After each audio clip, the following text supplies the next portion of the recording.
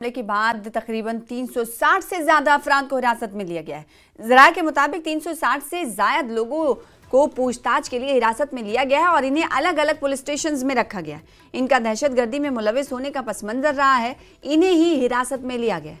आपको बताएं कि OGWs दहशतगर्द साथियों को पूरे कश्मीर में रातों रात छापों में हिरासत लिया गया है।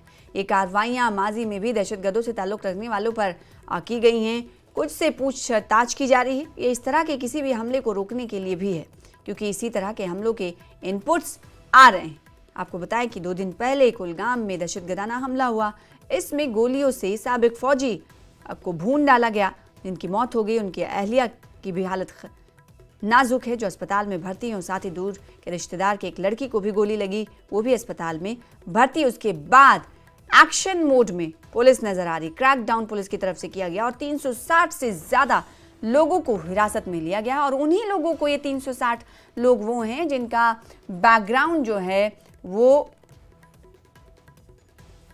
सवालिया रहा है, उन्हें ही हिरासत में लेकर पुलिस स्टेशनों में रखा गया है और उनसे पूछताछ की जा रही है। कुलगाम हमले के बाद ये बड़ी कार्रवाई और रोते बिलखते अहले खाना की तस्वीर आपके सामने है।